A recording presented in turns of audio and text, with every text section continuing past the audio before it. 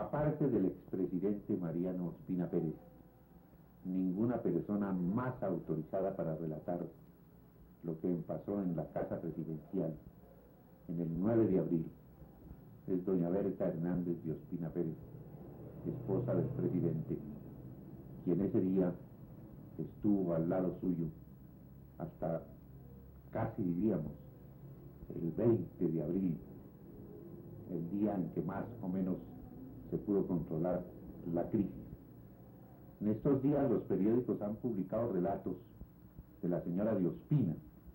Nosotros queremos complementar algo con preguntas para los televidentes. Por ejemplo, la entrada de ese día de ustedes a la Casa Presidencial. Puede comenzar, doña Berta. Bueno, la entrada al Palacio, después de venir de la inauguración de la exposición ganadera que había, es más o menos como yo la relato en unas cuartillas que envié al Cromos y que deben de salir el viernes de esta próxima semana. Es decir, ya salieron porque estamos hoy en domingo. Yo creo que aunque usted no me crea, estamos en domingo. Y entonces resulta que como el carro era muy grande y era un poco difícil, la calle muy estrecha, de cuadrarlo, pero el chofer era sumamente bueno y no sé cómo él logró entrar rápidamente al palacio porque ya había movimiento en la calle y estaban exacerbados por las heridas de Gaitán porque aún no había muerto. Superada la etapa, digamos, de la entrada y de la subida al despacho del presidente, usted es cierto que se armó, Eso sí, no solo de valor. Toda la vida lo he dicho y toda la vida lo sostengo de que yo tenía mi revólver y él como... Uno nada más. Uno. Como usted lo dice, también lo tuvimos durante todo el tiempo, porque no solamente era la gravedad después de la muerte del doctor Gaitán, sino en realidad la situación en jaque en que nos tenían de lo que podían hacer por medio del entierro, en que no se definía a dónde querían que lo enterraran. Al margen de las relaciones políticas que había entre el expresidente Ospina y Gaitán, ¿qué relaciones personales, cuáles eran las relaciones de amistad entre el expresidente y Jorge Eliezer? Bueno, yo creo que Mariano tenía muy buenas relaciones con él, más bien políticas que sociales. Y yo únicamente me reducía a su saludo amable cuando me lo encontraba. ¿Iba muy frecuentemente a la Casa Presidencial? No sé, porque yo nunca lo recibí. ¿Usted no intervenía mucho en política en esa No, época? en esa época era muy poco lo que intervenía, más bien yo trabajaba era con los niños en las escuelas y en todas los orfelinatos y demás. En el relato que usted ha hecho en los periódicos, no se detiene mucho en la conferencia que usted tuvo, o visita que le hizo a usted al canciller Laureano Gómez al Ministerio de Guerra. En realidad porque fue una cosa muy breve. A nosotros en Palacio nos decían que él estaba muy enfermo y que estaba en el Ministerio de Guerra. Entonces cuando yo logré salirme de Palacio, que salía en una camioneta cerrada y escondidos de Mariano, me fui al ministerio para indagar por la salud del doctor Laureano Gómez. Cuando yo estuve allí, después de unas pocas palabras, él quiso irse conmigo a Palacio y se paró a ponerse el abrigo y el sombrero, pero yo le dije que sentía mucho, pero que no podía llevarlo porque yo pensaba no podía correr el riesgo de llevarlo a él en esa trayectoria del Ministerio de Palacio, por las circunstancias de guerrilla y de avaleo que había en todas partes. Usted era partidaria, según parece, de que las dos cabezas principales del Partido Conservador no estuvieran reunidas en ese momento en la Casa Presidencial. Sí, a mí me parecía que era mejor que no estuvieran juntas y por otra parte que había que dejar que el presidente se enredara él personalmente, como lo estaba haciendo.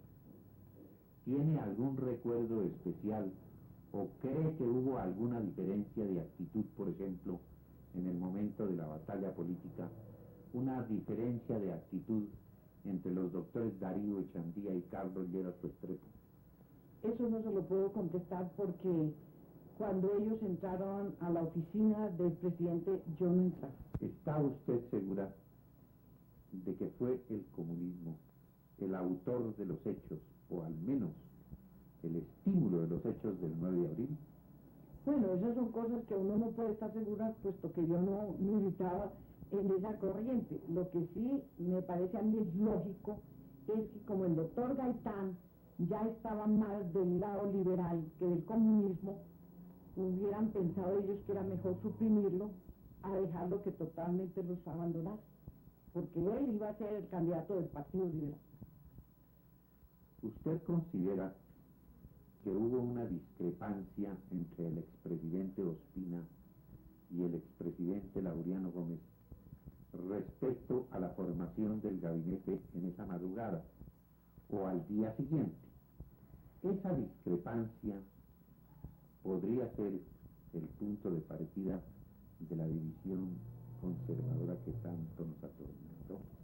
No creo, yo no puedo decirle nada sobre eso porque, como le digo antes, yo no entraba a las reuniones que había adentro de la oficina del presidente. Y no creo que de ahí hubiera sido el punto de partida de la división conservadora que hemos sufrido durante todos estos años, porque la prueba fue que después del 9 de abril, en que el doctor Gómez, refiriéndose a Mariano, dijo unos discursos sumamente lindos, en que más tarde, probablemente por la chismografía de los unos y los otros, fue que vino la ruptura entre ellos dos. Pero sigamos entonces con el 9 de abril y doblar la doliente hoja de nuestra división para seguir con la fecha histórica. ¿Qué concepto tenía usted de Gaitán en ese tiempo? Eso sí, a mí me parecía que él era un caudillo y que asusaba completamente al pueblo, a los unos contra los otros. Es decir, a los ricos contra los pobres, que me parece una de las fórmulas más fáciles para el que lo hace y más peligrosas para los pobres. De manera que la consecuencia obvia de esa actitud de Gaitán y de esa campaña de Gaitán tiene mucho que ver o se reflejó el 9 de abril. Yo sí creo que eso se venía preparando y así lo había pensado desde que nosotros llegamos a Palacio, y también se nota muy bien en los relatos que el Espectador ha estado publicando en estos días. Gran parte de los estragos que hizo el 9 de abril se debieron a las radiodifusoras, a lo que llamamos en su tiempo los radioamotinados, como usted recordará. Ese día el presidente, entiendo que pidió se cortara la luz a las radios. ¿Por qué no se obedeció esa orden? ¿Usted recuerda? Sí, lo recuerdo muy bien, o mejor dicho, lo tenía escrito en mi memoria, y ahí dice muy claramente que el señor gerente de la electrificadora no quiso cortarla, diciendo que no la cortaba porque el gobierno no dominaba la situación. Y esto fue una de las cosas que hizo que se incendiara más Bogotá, porque los que sí podían hablar por la radiodifusora eran un botafuego en contra del Partido Conservador y del Palacio. Pero usted cree, naturalmente, que la situación sí estaba dominada a las 5:30 de la tarde. Eso sí no le podría decir a usted, porque nosotros, la prueba fue que nosotros no volvimos al comedor de la casa privada del Palacio hasta el 17 de abril, de modo que todos esos días estábamos en las oficinas pendientes de las noticias que se llegaban hasta el Palacio, de los amotinados, tanto en los otros departamentos como en el mismo Bogotá. Hacer la historia del 9 de abril es un ejemplo, ¿verdad?, para las nuevas generaciones. A mí me parece que sirve, sobre todo hoy en este ambiente de paz en que estamos viviendo liberales y conservadores, que las gentes jóvenes conozcan muy bien todos los episodios que se sucedieron en esos días.